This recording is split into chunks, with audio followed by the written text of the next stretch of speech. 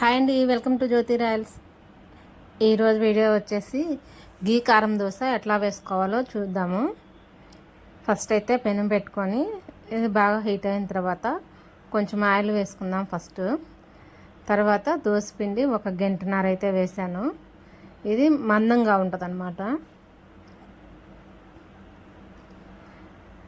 దోశ పిండి వేసుకొని దానిపైన కొంచెం కారం జల్లుకుందాము. ఇది వచ్చేసి టిఫిన్ కారం అండి. కొబ్బరి కారం ఉండి వేసుకున్నా బాగుంటుంది, ఇంకా టేస్ట్ బాగుంటుంది కొబ్బరి కారం అయితే. నేనైతే నల్ల కారం వేస్తున్నాను. ఇది వేసుకొని దీనిపైన నెయ్యి వేసుకుందాము. ఇప్పుడు కొంచెం ఎండలు ఎక్కువగా ఉన్నాయి కదా, కొంచెం నెయ్యి తక్కువే వేసాను. ఇంకా వేసుకుంటే ఇంకా బాగుంటుంది. హోటల్స్లో మరీ హెవీగా వేస్తారు, అంత అయితే వేసుకోకుండా లైట్గా మనం తినగలిగే అంత వేసుకోవాలి. నా ఛానల్ని ఎవరైనా కొత్తగా చూస్తుంటే సబ్స్క్రైబ్ చేసుకోండి, లైక్ చేయండి, షేర్ చేయండి, కామెంట్ చేయండి. ఇంకా గీ కారం దోశ అయితే ఒక సైడ్ కాలింది కదా, ఇప్పుడు ఇంకో సైడ్ కూడా ఒక్కసారి అట్లా తిరగేసి మళ్ళీ ఎమ్మటనే తీసుకోవాలండి, లేదంటే కారం మాడిపోద్ది. ఇంకా తిరగేసిన తర్వాత తీసి ఒక ప్లేట్లో వేసుకుందాము.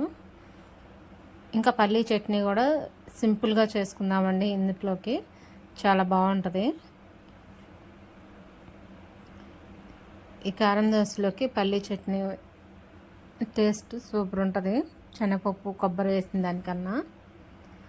ఫస్ట్ అయితే దీనికోసం ఎండుమిర్చి తీసుకున్నాను.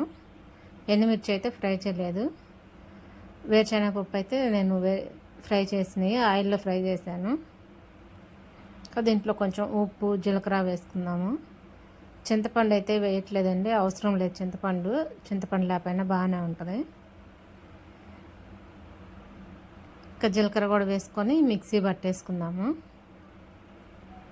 ఒక 2 చిన్నులపాయలు వేసుకోండి, టేస్ట్ ఇంకా బాగుంటుంది. ఇంకా మిక్సీకి మెత్తగా వేసుకున్నాక ఒక గిన్నెలో వేసుకుందాము. గిన్నెలో వేసుకొని ఇంకా ఇప్పుడు పోపు పెట్టుకుందాము. ఎప్పుడైనా ఎండుమిర్చి లేనప్పుడు నార్మల్ కారం అయినా వేసుకోవచ్చు అండి, కానీ నార్మల్ కారం వేసినా కూడా టేస్ట్ బాగుంటుంది చట్నీలోకి. ఇంకా పోపు వేసుకుందామండి. ఆయిల్ వేసి, ఇది స్టీల్ గిన్నె కదా, ఆయిల్ వేసిన వెంటనే పోపు దినుసులు వేసుకోవాలి, లేదంటే గిన్నె మాడిపోద్ది అనమాట. ఒక ఎండుమిర్చి వేసుకున్నాము.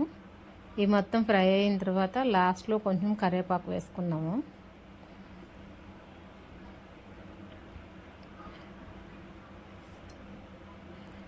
దీనికైతే అండి కొబ్బరి వేయబని లేదు, సింపుల్గా చేసుకోవచ్చు ఈ చట్నీ.